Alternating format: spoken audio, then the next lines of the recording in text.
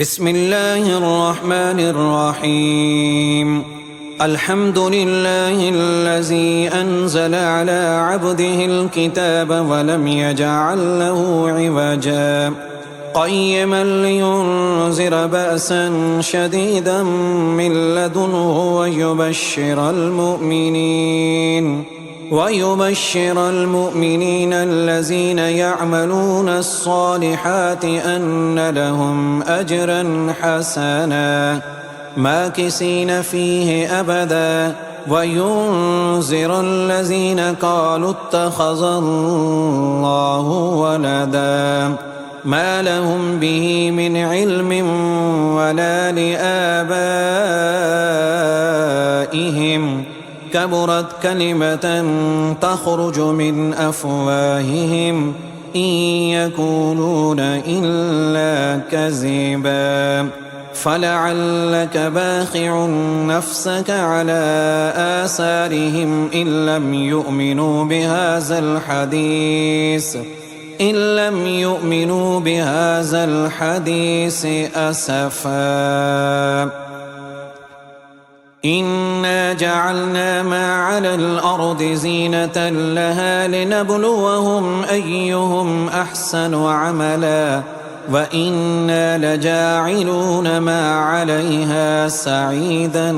جرزا. أم حسبت أن أصحاب الكهف والرقيم كانوا من آياتنا عجبا إذ أوى الفتية إلى الكهف فقالوا ربنا آتنا من لدنك رحمة وهيئ لنا من أمرنا رشدا. فضربنا على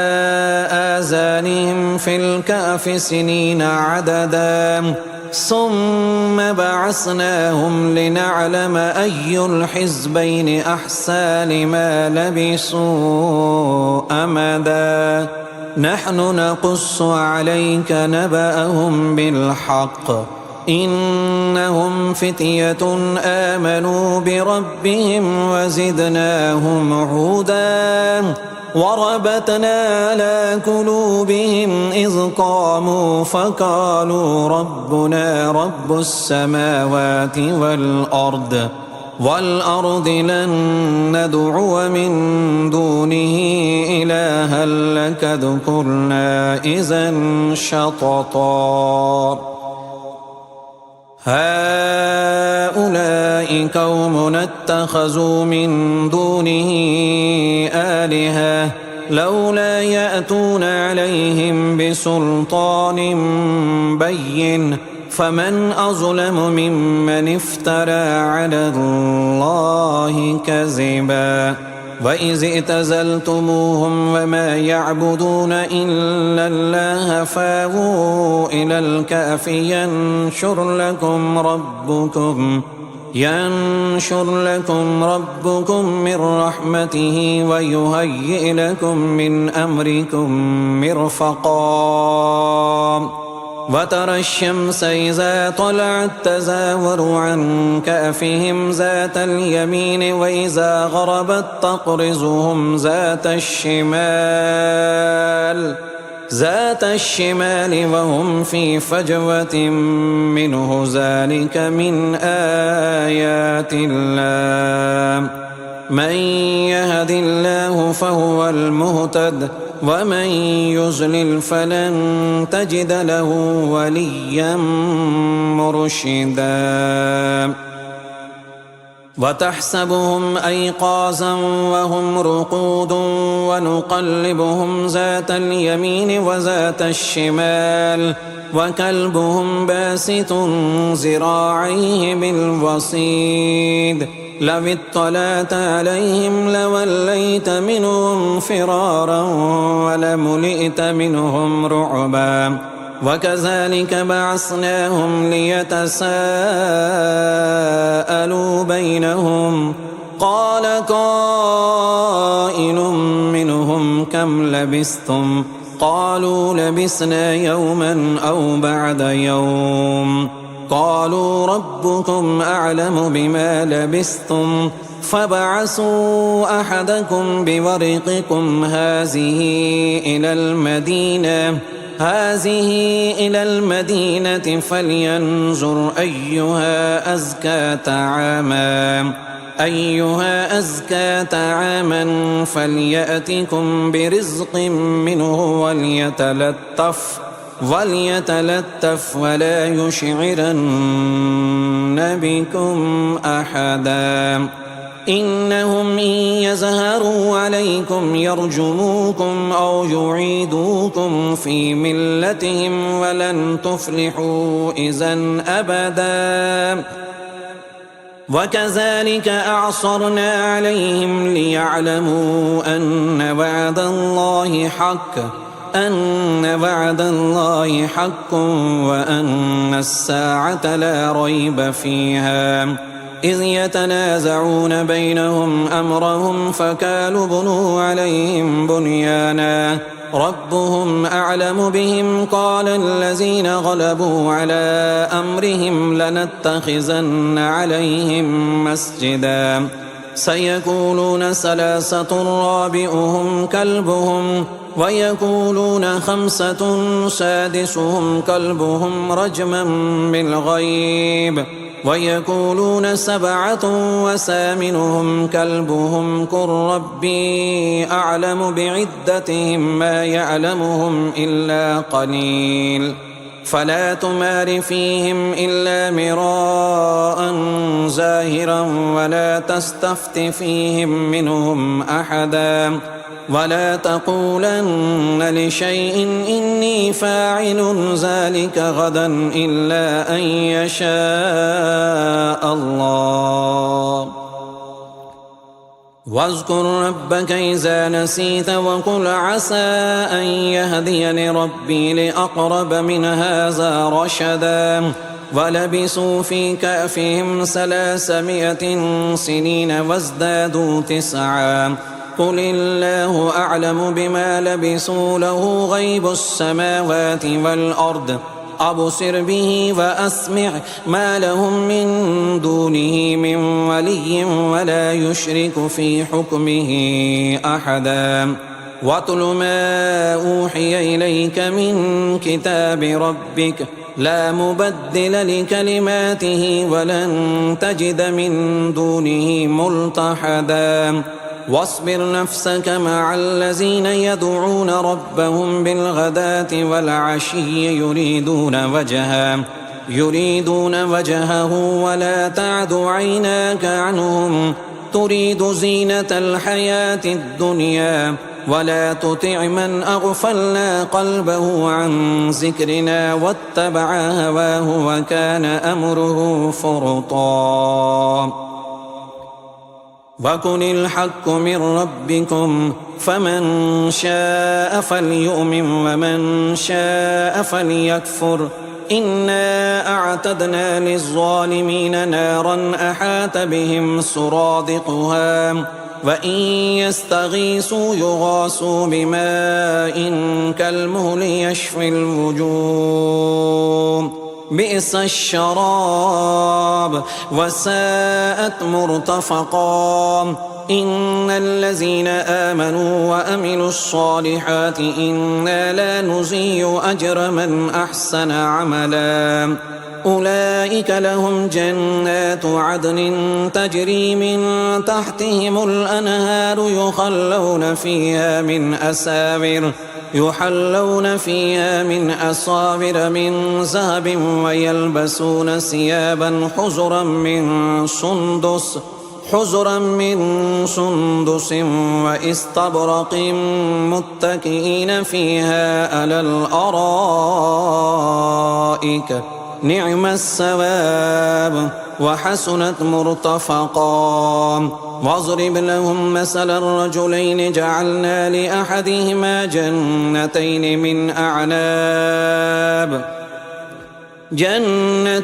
من أعناب وحففناهما بنخل وجعلنا بينهما زرعا كلتا الجنتين آتت أكلها ولم تظلم منه شيئا وفجرنا خلالهما نهرا وكان له ثمر فقال لصاحبه وهو يحاوره أنا أكثر منك مالا وأعز نفرا ودخل جنته وهو ظالم لنفسه قال ما أظن أن تبيد هذه أبدا وما أظن الساعة قائمة ولئن رددت إلى ربي لأجدن خيرا منها منقلبا قال له صاحبه وهو يحاوره أكفرت بالذي خلقك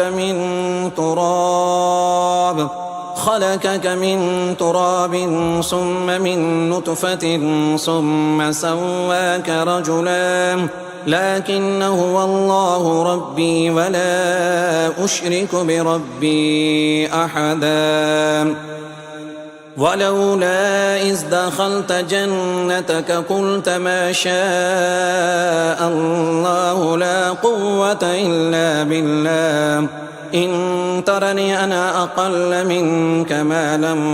وولدا فعسى ربي أن يؤتيني خيرا من جنتك ويرسل عليها حسبانا من السماء فتصبح سعيدا زلقا أو يصبح ماؤها غورا فلن تستطيع له طلبا وأحيط بثمره فأصبح يقلب كفيه على ما أنفق فيها وهي خاوية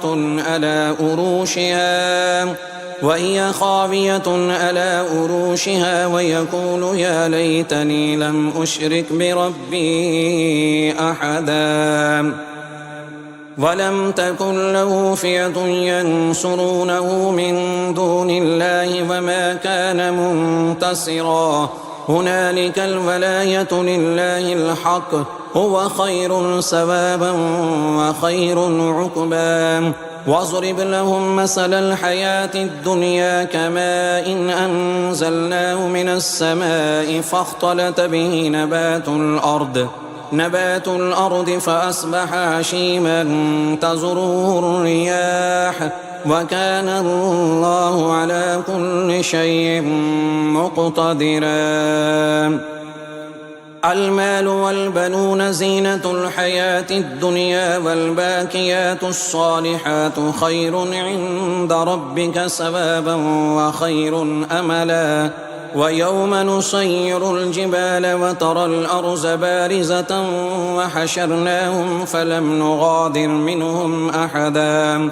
وعرضوا على ربك صفا لقد جئتمونا كما خلقناكم أول مرة بل زعمتم أن لن نجعل لكم موعدا ووزع الكتاب فترى المجرمين مشفقين مما فيه ويقولون يا ويلتنا ما لهذا الكتاب لا يغادر صغيرة ولا كبيرة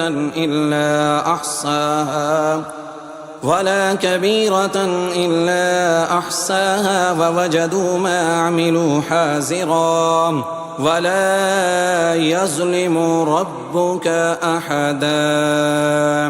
وإذ قلنا للملائكة اسجدوا لآدم فسجدوا إلا إبليس كان من الجن ففسق عن أمر ربه أفتتخذونه وذريته أولياء من دوني وهم لكم عدو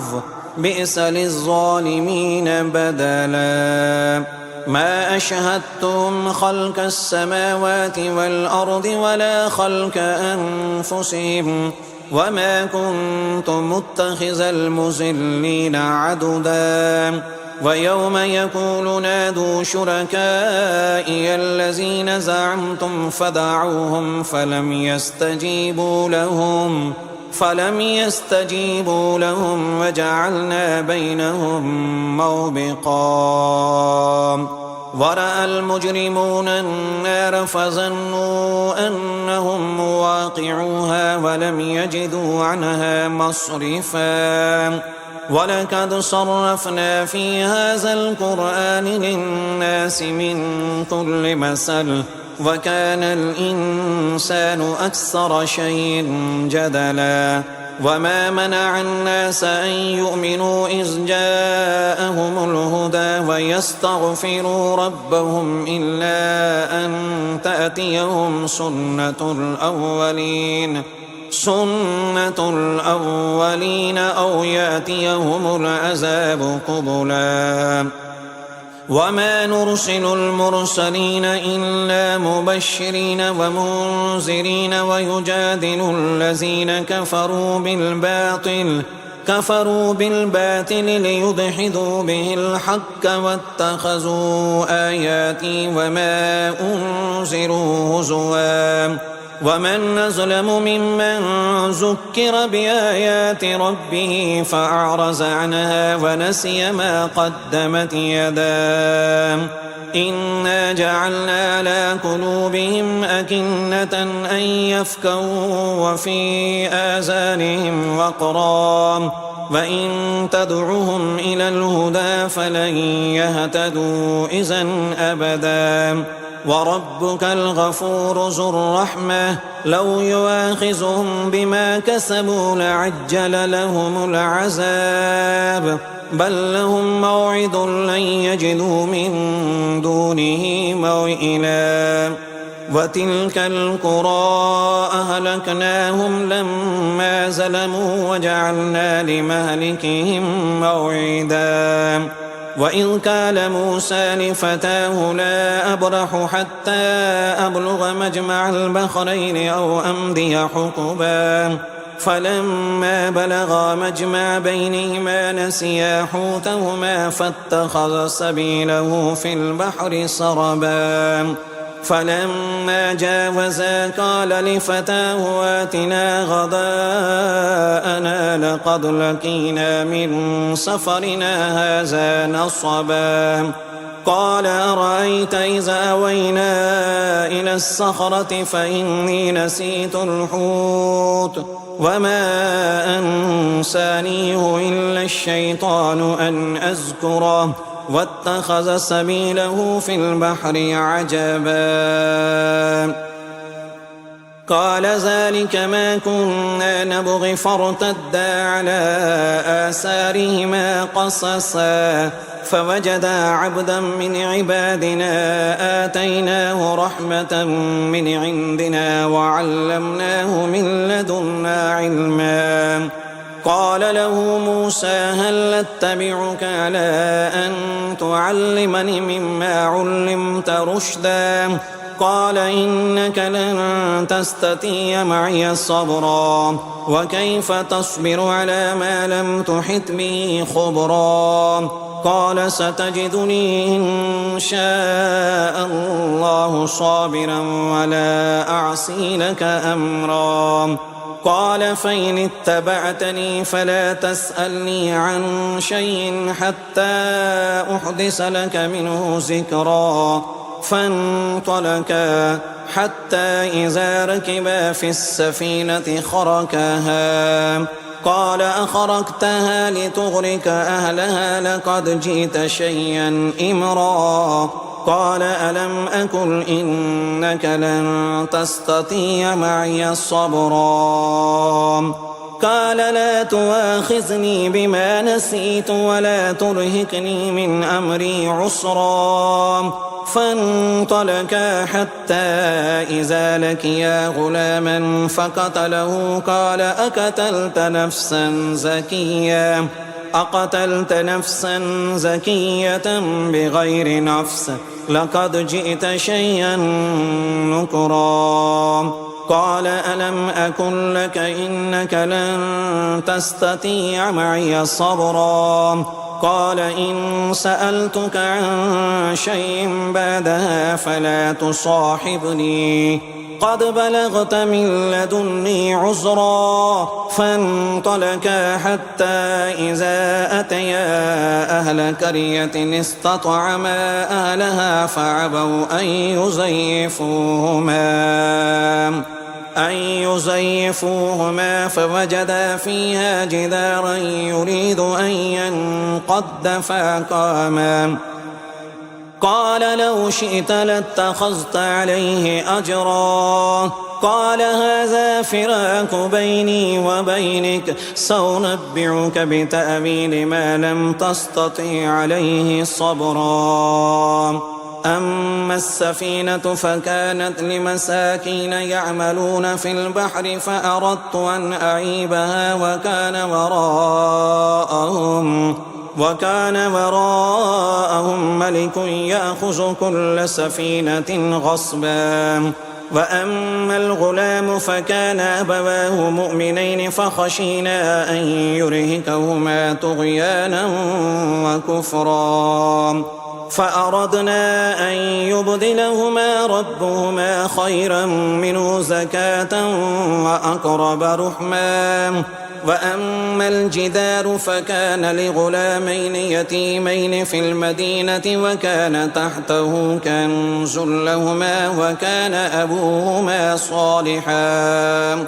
فأراد ربك أن يبلغا أشدهما ويستخرجا كنزهما رحمة من ربك وما فعلته عن أمري ذلك تأويل ما لم تسطع عليه صبرا ويسألونك عن ذي القرنين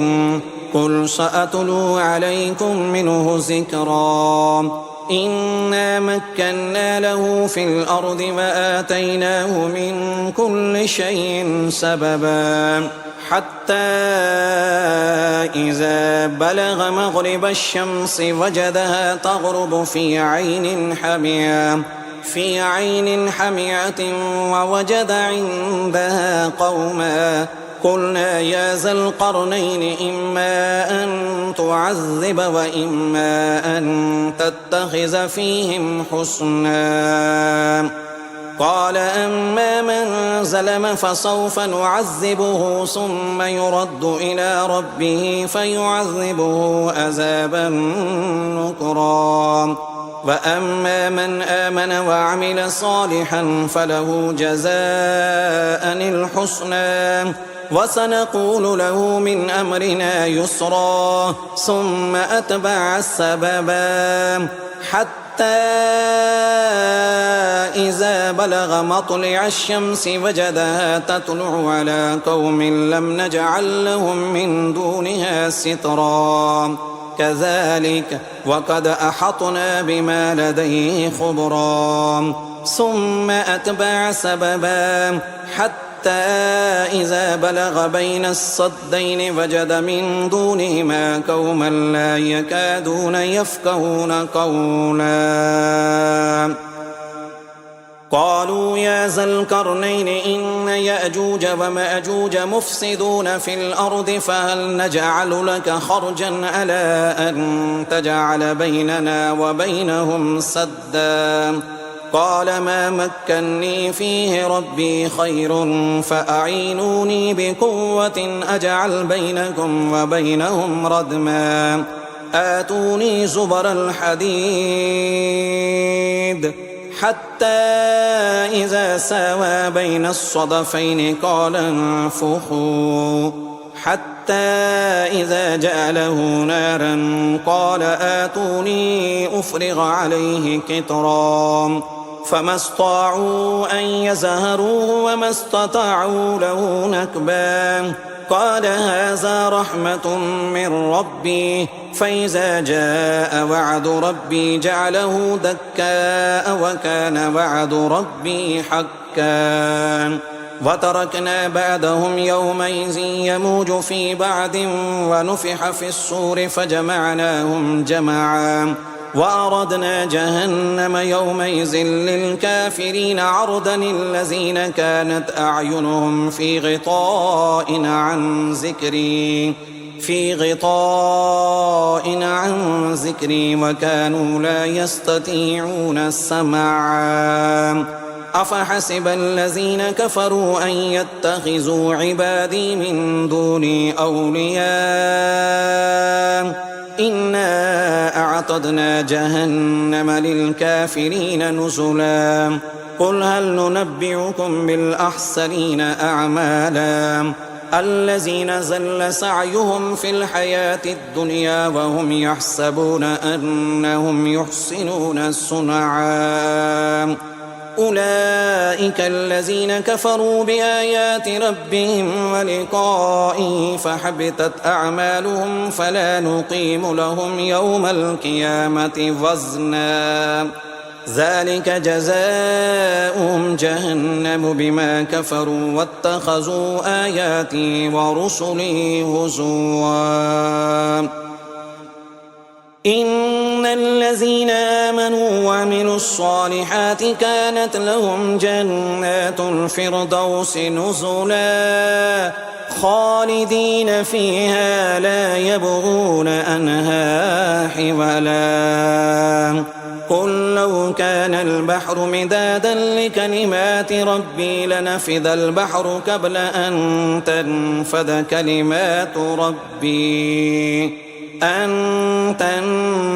كلمات ربي ولو جئنا بمثله مددا قل إنما أنا بشر مثلكم يوحى إلي أنما إلهكم إله واحد فمن كان يرجو لقاء ربه فليعمل عملا صالحا ولا يشرك بعبادة ربه أحدا.